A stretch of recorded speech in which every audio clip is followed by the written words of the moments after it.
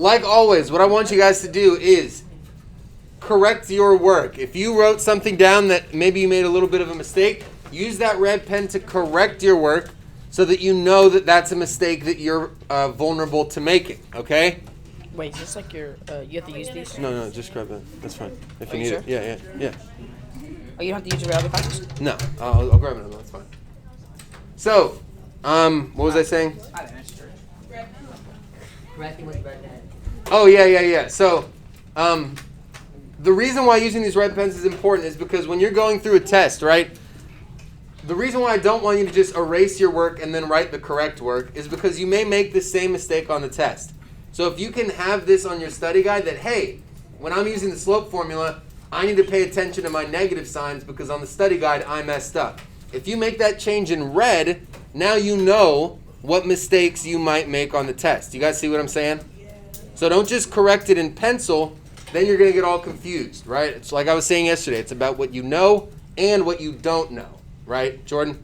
Yeah, are we going to turn this in? Yeah, you guys are going to turn this in after the test just like we always do, okay? So let's start with finding K, our constant of proportionality. We got a nice simple equation for that. K is equal to Y over X. We take a Y value like 8, put it over its X value, which is 2,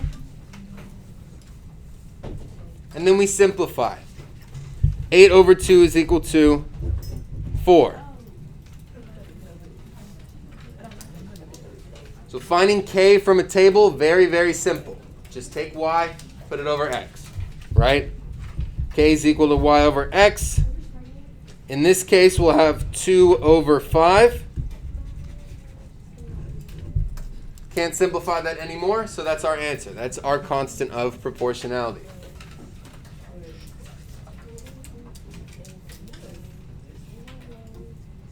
Real quick, if we graphed both of these lines, would they go through the origin or would they not go through the origin?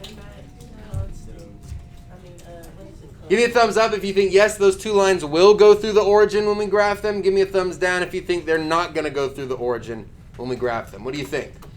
Based on what we know about proportional relationships, I want to see you guys' thumbs one way or another. Ooh, okay, I see lots of thumbs down. So these are going to go through the origin. If we're able to find the constant of proportionality, then we have a proportional relationship. And it's 0. That's right. Our Y-intercept will be 0 for both of them. If we go one step to the left, we'll see that we get 0, 0. Right? 2 steps for this one. Anyway, number 3. Now we're talking about water use. Number of gallons over a certain amount of time. We got to fill out this table. All right? And we're going to use the information given to us on the graph to be able to fill that out. So we have to look for how many gallons get used after 1 minute. So we look over at the graph. Here's our minutes. And we can see that we've only got 2, 4, 6, 8, and 10 on this graph, right? But there is a notch in between 0 and 2. And that little notch represents 1. So if you really want to, you can go in and fill out all of these missing numbers just to make your number line a little bit more accurate, right? But what if we wanted to do that on the y-axis? Our second notch on the y-axis is at 10. So where would our first notch on the y-axis be? 5, right? Halfway between 0 and 10 is 5. So this is what I warned you guys about. Sometimes the x-axis and the y-axis are going to go on a different scale. Or they're going to go by different increments. So this would be 15, 25, 35, and 45. Going up the y-axis. So at 1 minute, we just look right up to that point. How many gallons get used after that 1 minute? We just have to look over to the y-axis and get 5. 5 gallons every single minute.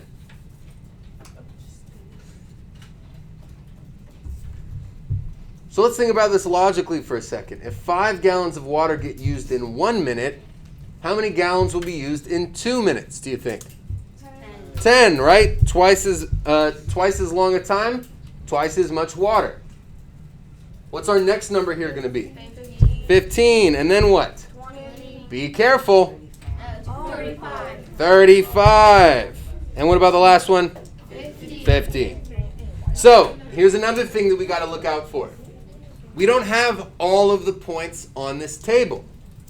We only have the points that are defined on this graph. See all 5 of those points? Those are the 5 points listed. So you have to be really careful. You're looking at the x values before you just blindly go 20 and 25. Right? We got to match those up. Another way that we could have done this is we looked for 7 minutes on the x-axis, which is right here. We go up to that point.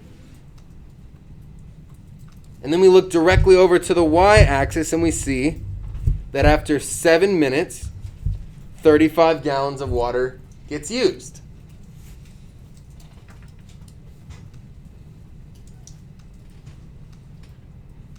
And this proportional graph shows us that the more time goes by, the more water gets used. That's why we see this line going upwards positively, right, from left to right.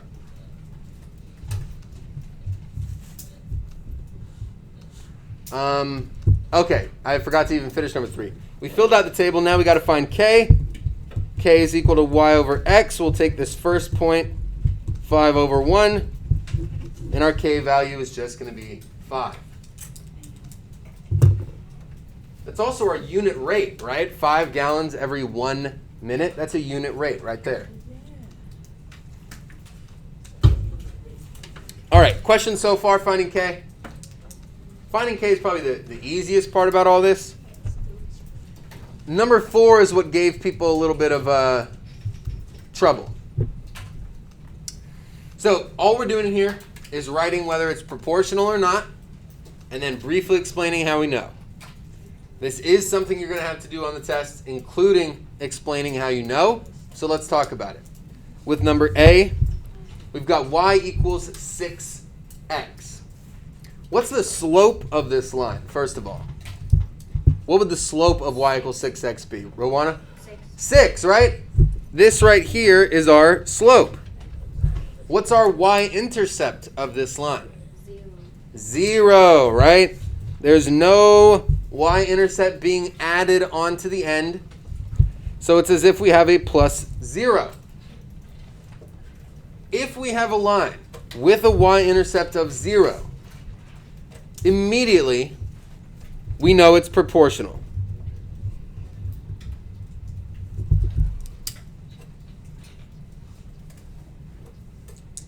Okay, and we know that because B/C just means because. B is equal to 0.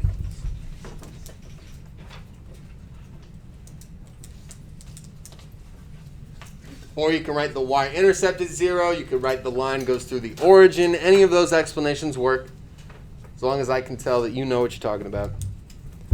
But over here on B, we've got a slope of 1/2, but we have a y-intercept here of -1. So if we have any other y-intercept that is not 0, we know that it is non-proportional. So when it comes to determining whether something's proportional or not, don't even worry about the slope. Focus on the y-intercept. That's what's going to tell you whether it's proportional or not. If there is a y-intercept that we can see, it's not proportional. If there's no number hanging off on the end, it's proportional. And finally, we'll go over to number C, which some people I think confused as the graph to one of these or both of these or something. C is a completely separate question. And what do we think about this one? Is this one proportional or not? Non-proportional. How do you know? It doesn't go through the origin. That's right.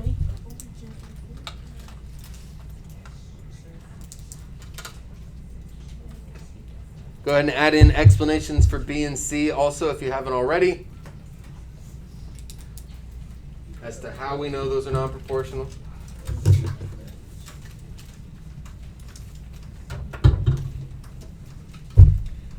Questions on number 4, because I know there was a lot of questions yesterday about it.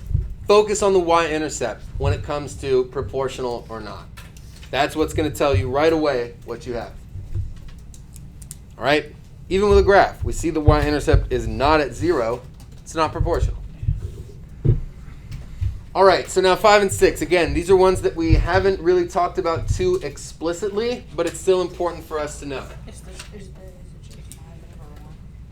So, yeah, if we were going to find, if we had to find k, we could just put 5 over 1. But we're being asked, does the table below have a constant or variable rate of change? And again, rate of change just means slope, just a fancy way of saying it. So if we're looking for slope, and we see a table, think back to the warm-up. What do we immediately think of doing? When we're looking for slope? Draw the arrows. Draw the arrows, exactly. Whenever you see a table and you're asked to find slope, just set up those arrows. All right? Now let's see, yeah. Go ahead. From 1 to 2, that's a change of +1. From 2 to 3, that's a change of +1. What about in y? How do we get from 5 to 10? What do we do? +5. And what about from 10 to 20? +10. Interesting. So we do have a constant change in x, but we have a variable or different change in y. So this one is going to be variable because we have no constant change in y. Do you guys see how we determined that that table is variable? Had a variable rate of change? Okay. So when you're doing your little arrows, if you see something that doesn't quite add up, immediately you know that's not constant. It must be variable. But if we look at number 6, here we're doing what? -6, -6, and up top we've got -2, -2. That one is going to be constant. We've got the same change in y, and we've got the same change in x. That tells us right away we've got a constant rate of change. It's not even asking you to find the slope. It's just going to ask you, is it constant or is it variable? So please know what those two terms look like in this circumstance, all right? Questions on anything from the front? Beautiful. Taking a look at the back.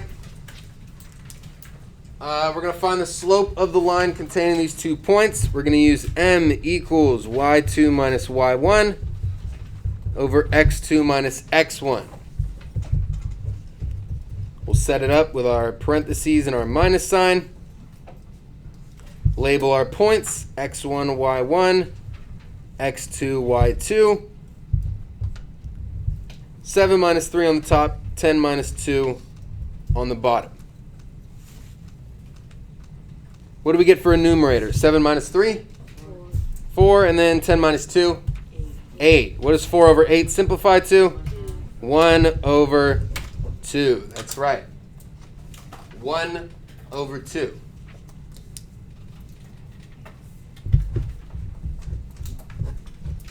Let's do the same thing in number 8. Now we got negative coordinates here. We definitely want to use our parentheses just in case. x1, y1, x2, y2. Negative 6 minus 2 over 7 minus negative 1 gives us what? What's our numerator? Negative 6 minus 2? Negative 8. Perfect. And 7 minus negative 1? Positive 8. That's right. These two minus signs form a plus. 7 plus 1 gives us 8. What is negative 8 over 8 simplified to? Negative 1. What's up, Brandon? Wait, so the one in front counts too? Like, if it has a negative sign, it adds it to plus sign too? Are you talking about the numerator here? Yeah. Yeah, so we're not going to change the negative signs into a plus sign here. What we're doing is just negative 6 minus 2. So if you start with the first number at negative 6, right?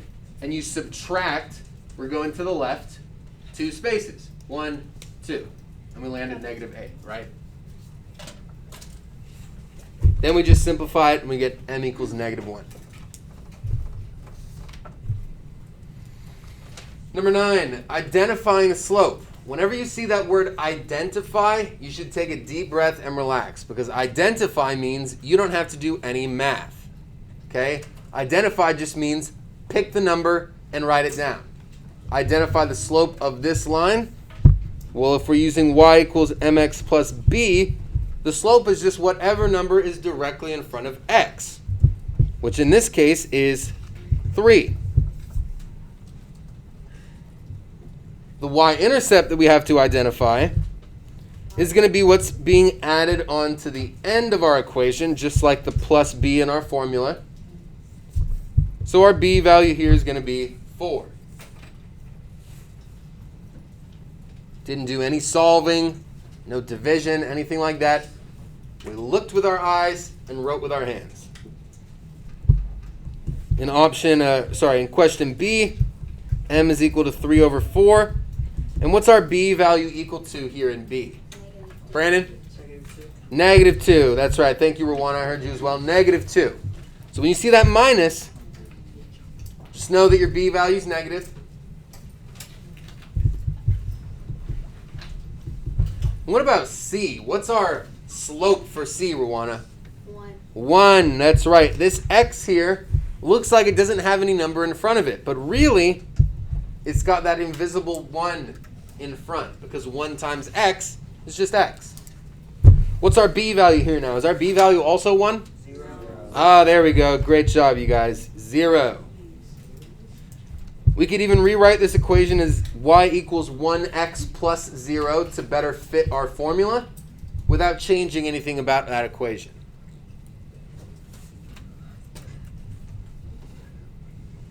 All right. 10 and 11. Now we're writing an equation. Again, when you're being asked to write an equation, immediately write down y equals mx plus b.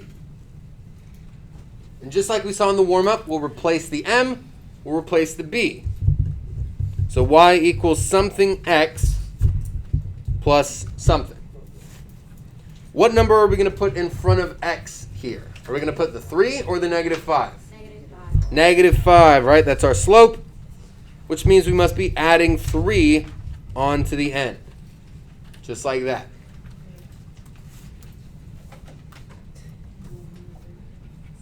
Number 11, same thing. Y equals the slope times x Negative 10. plus negative 10. That's right. Which, if we wrote it out like this, plus negative 10, right? Technically, that's how we would write it.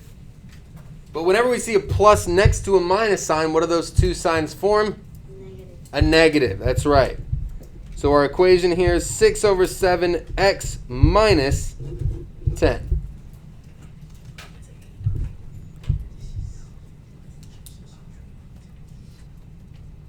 Questions so far?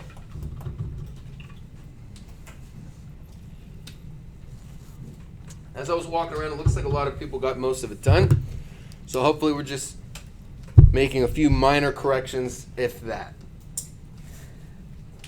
All right, number 12, we got to find the slope of the line below. And we got a nice little hint there to use rise over run.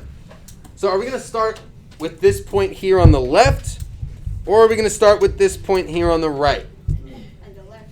We're going to start on the left, right? We always want to start on our leftmost point, just like you're reading a book. You start on the left, read to the right. Adora, do you have a question? Yeah, go ahead. So we start on the left point. We're going to count how many units we go up until we're directly in line with that second point. We're going to go up 1, 2, 3. 3 spaces upward. And then we're going to go 1, 2, 3, 4, 5 spaces over to the right.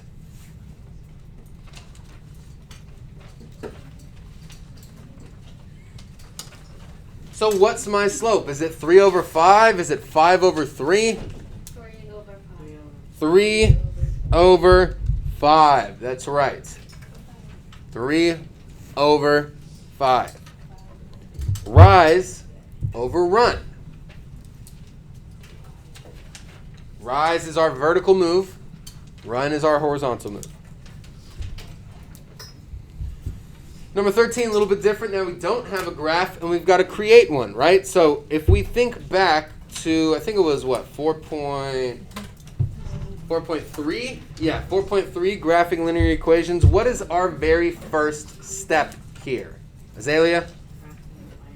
Bingo! Plot the y-intercept at positive 5. We go to the y-axis, we find positive 5, and we make a dot right there on the line. Not next to the line. Sorry, not next to the axis, I should say. Directly on the axis.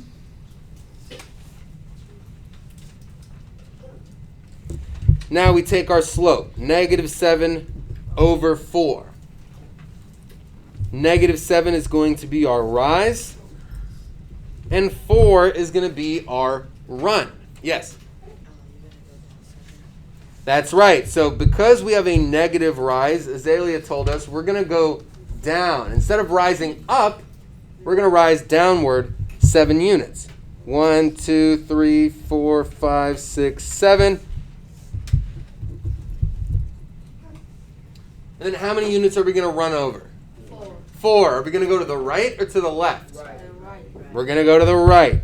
1, 2, 3, 4. Before you even pick your pen up, make that second dot. Okay? Right where you land, before you even lift that pen off the paper, draw that second dot. And we went 4 units over to the right. You guys will all have rulers for the test, don't worry. Draw your line right quick. Why it's gonna be on paper? Yeah. The final had to be on the Chromebook, or is that just easier? It didn't have to be. I just chose to do it that way. It's easier. It's really, it's like you could really do a lot of answers wrong. It's like you can't go back. That's the thing. I don't think I'm going to use quizzes again because you can't go back. I'll probably just do a Google form next time. Because like if you do it wrong and then you like remember the problem, you go back in your head and you try to go back. Yeah, I understand that. Lots to think about. I probably won't use quizzes again, though. Okay, sorry. Questions about number 13 on how we graph that? We're going to get some practice today with this, but again, just want to put that out there. Number 14, identify the y-intercept of the line in number 12. Oh, we got to look back up to number 12 for a second. So if we're trying to identify the y-intercept, again, identify right there means we're not doing any math, we're just looking with our eyes, right? We got to find where this line crosses the y-axis. At which point do we see that happen? Well, here's our line. Here's the y-axis. It looks like they intersect right there. Right? And at what point on the y-axis is that dot? 3. It's at 3. So our b value here is equal to 3. Now look at this. We started with just a line on a graph. We were able to use those points to find the slope. And we were able to use our eyes to find the y-intercept. Now that we have the slope and the y-intercept, we can write an equation for this line. Y is equal to mx plus b. If m is 3 over 5 and b is positive 3, then there's our equation we can come up with. Y equals 3 over 5x plus 3.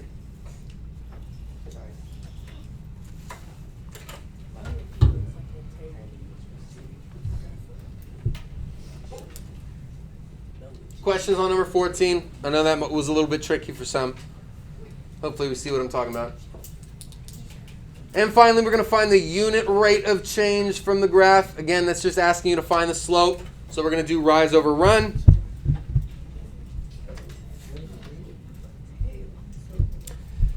Now let's start right down here at the origin, and we're going to go up to this first point that we see on the graph right there.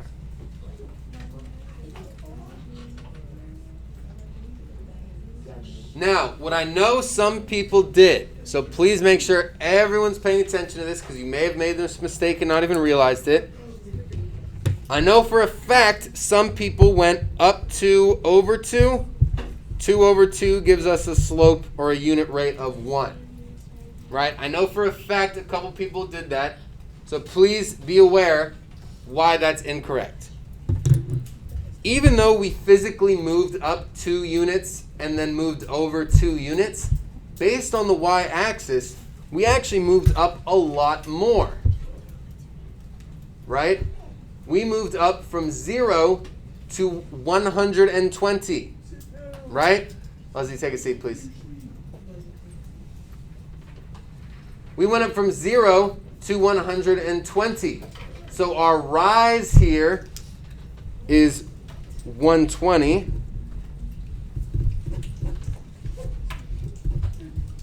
And our run is, well, 2. So the x-axis is normal, but our y-axis is like shrunken down a whole lot so we can fit all those numbers in there. So our rise over run is actually 120 over 2, which simplifies to just what? 60, right? Yes. When Adoria comes back.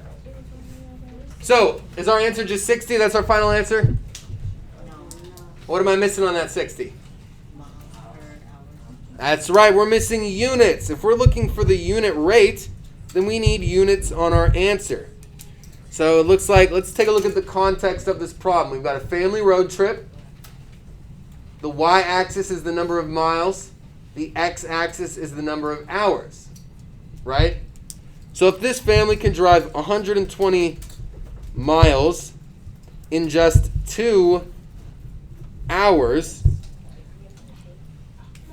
that'll simplify to 60 miles every single hour. So if you don't have miles per hour next to your 60, it's only half correct. Right? And that applies to the test tomorrow. If you don't put units where you need to have units, you get half credit on that problem. It's very important. All right? Any final questions about this? Yes?